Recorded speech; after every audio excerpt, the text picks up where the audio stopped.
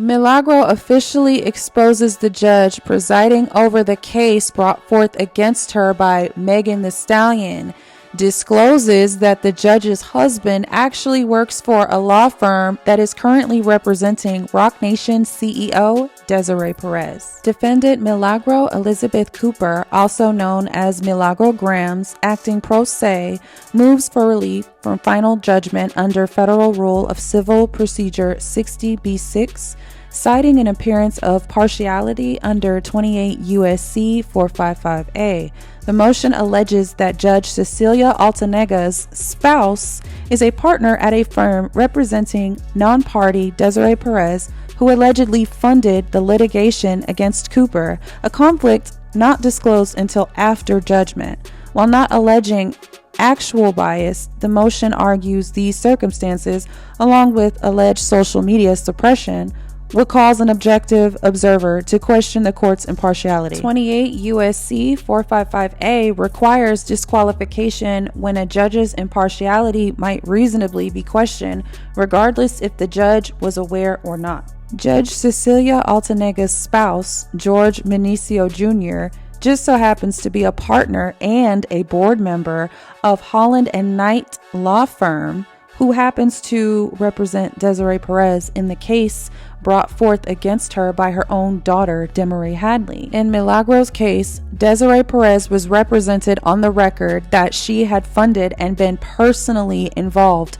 in the litigation against Milagro. Milagro also has evidence that a law firm connected to Desiree Perez separately copyright struck post reporting this conflict of interest between the judge and Desiree and her husband on social media before the trial. Law firm Reed Smith represents Desiree Perez along with Holland and Knight in the Desiree case.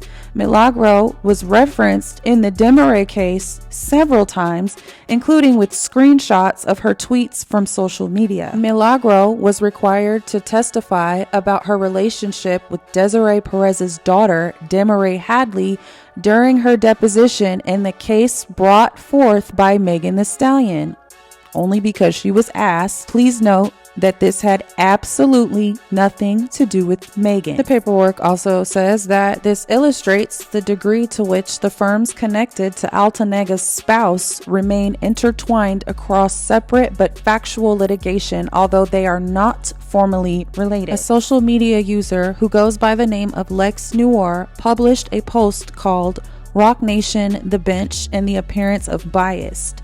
Sean Carter, also known as Jay-Z, then submitted a DMCA takedown request on the post through his lawyer of Reed Smith Law Firm.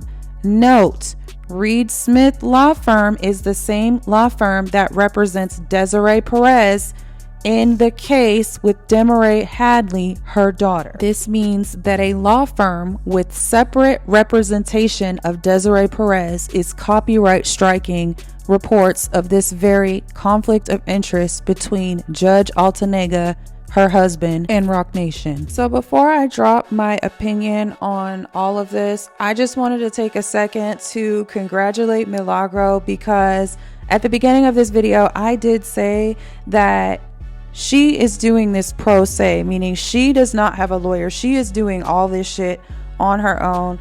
I think she did a beautiful job. The way that everything was just so well thought out and so well written. She is doing a fantastic job. For someone that does not have a lawyer, like I, just by reading the documents, I would not be able to tell that she doesn't have a lawyer. So not only was this so beautifully well written and just well thought out, well put together, she included a lot of evidence, including screenshots and whatnot from social media accounts and things that were going around social media. And in doing that, I feel like she really took a page right out of Roc Nation's playbook, because they're like notorious for doing that, for including people in their court documents, like social media users in their court documents, like as a roundabout way of putting them on notice. Like, for example, Milagro included a screenshot in her exhibit of the account Documentings on X, and they are known for being fucking haters and Meg Thee Stallion and Rock Nation dick riders. So I found it funny that she included a screenshot of their account in her paperwork, kind of like how Desiree Perez has been using screenshots of Milagro's ex account in the case with her daughter that has nothing to do with Milagro at all whatsoever. Milagro did a really good job at demonstrating how intertwined all of these people are across multiple cases. So much so that I believe that this Judge Cecelia Altonaga is gonna have to answer some tough questions in the near future. Because as a judge, how do you justify your spouse being on the board of a law firm that is currently representing someone that is very closely affiliated to the plaintiff on your case? I've been saying for like the past year and a half that Judge Cecelia Altonaga is a fucking crook that needs to be investigated and reported to the American Bar Association. She should be disbarred and jailed. I have said from the very beginning of this case being litigated that I felt that this judge was extremely one-sided, biased, and almost anytime Milagro would file a motion, she would deny it, but anytime Megan would file a motion, she would let it go through. None of her rulings, in my opinion, made any sense. If you didn't know, very recently, this stupid ass judge went ahead and reinstated the defamation claim that was originally dismissed by the same judge. Yeah, she reinstated it. This reinstatement came 6 months after the conclusion of the trial. Judge Altonaga justified or attempted to justify the reinstatement of the defamation claim by saying that under Rule 60B that this could be done because there was an extraordinary circumstance that was presented that justifies the ability to go back retroactively and change something about the case. Because as you know, the defamation claim was tossed out due to the jury voting and deciding that Milagro Gramz did in fact qualify as a media defendant. The fact of the matter here is that the judge told both the defendant and the plaintiff that they needed to come together, confer, and decide how they wanted to determine whether Milagro was a media defendant or not. The judge herself posed two options. She said either the judge, meaning me, can decide if Milagro is a media defendant, or the jury can decide.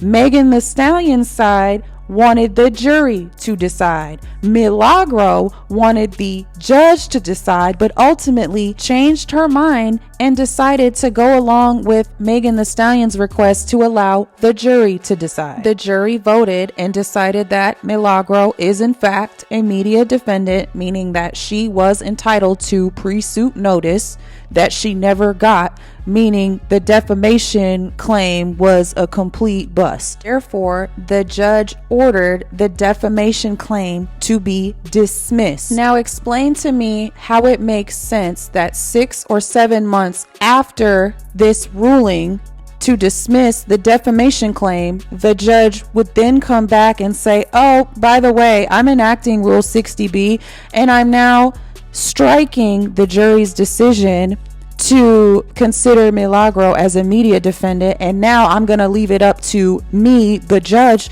to decide whether or not she's a media defendant, and now I'm saying that she's actually not a media defendant. So yeah, now I'm going to go ahead and reinstate the claim. That is literally what happened.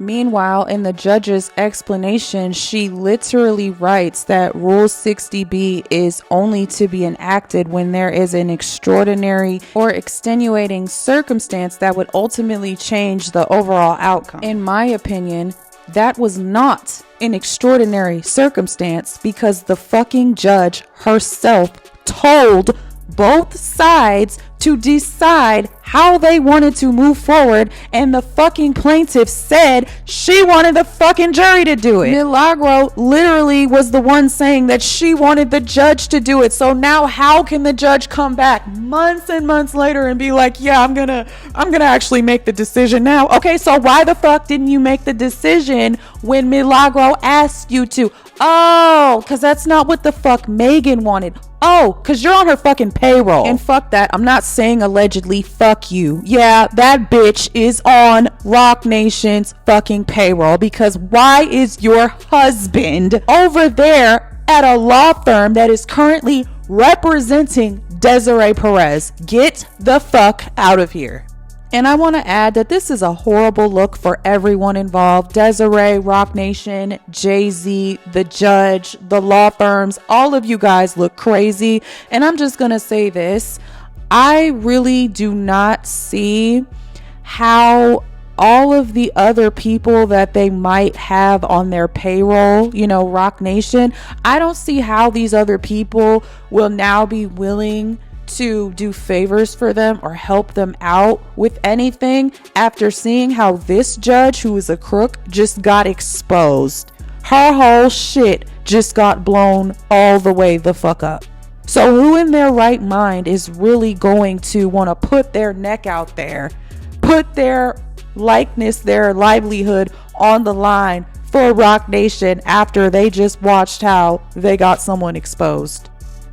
Because honestly, this probably would have never come out had Roc Nation and Megan Thee Stallion not continue to file motions and do the fucking most. If they would have just left well enough alone, I don't even think this would have even got this far. After an exposure this big and this obvious, I think that Megan Thee Stallion's days of winning court cases are behind her. In my opinion, the only reason why she has won any of her court cases, and when I say any, I mean any of her court cases, the only reason in my opinion that she has won is because she's had judges on Roc Nation fucking payroll. But now all of that is coming to a screeching halt because this last judge, Altonaga, she just got exposed so bad.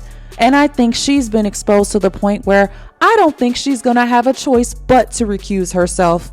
Because if she tries to keep herself on this case, it's only going to make her look worse. It's only going to draw more attention and bring more heat on herself and everyone else involved.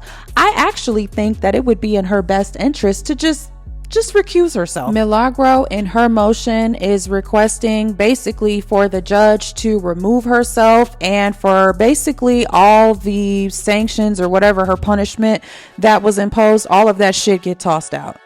I genuinely don't know how Megan, Desiree, or Roc Nation will recover from something like this, because I just see this as a major blow, and I guess we're just gonna have to wait and see what the judge says in response. But like I said, I feel like it would be in her best interest to just go ahead and recuse herself and drop all this, because the longer she holds on to it, the worse she's gonna look in the long run. I will say though that things really aren't looking too good for Roc Nation, because it just seems like they've been getting exposed left and right.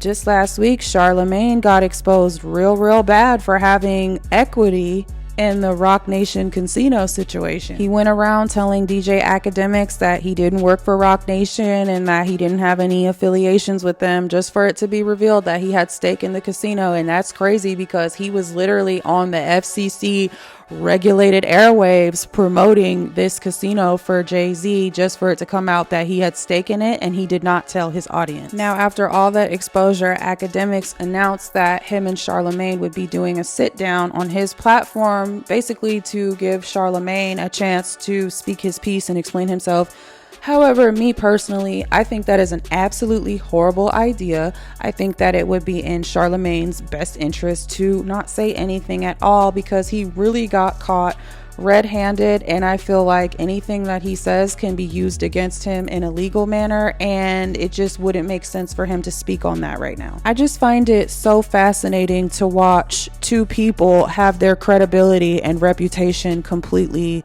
be obliterated within 2 weeks of each other. That's really crazy. It's not a good time for Rock Nation right now. In the past 2 weeks, we've had a major radio host be exposed, as well as a federal fucking judge be exposed. And by the way, I really think Camel Lip Z needs to chill out on copyright striking people's posts, because as you can see, Milagro did name drop Jay-Z in her latest paperwork for copyright striking a post bringing light to the judge and her affiliation with Rock Nation. And this comes after it's been exposed that Jay-Z was copyright striking clips of Drewski at the BET Awards, making fun of his Roots Picnic performance. There was even an article that was written bringing attention to the fact that Jay-Z was allegedly copyright striking Drewski's BET skit.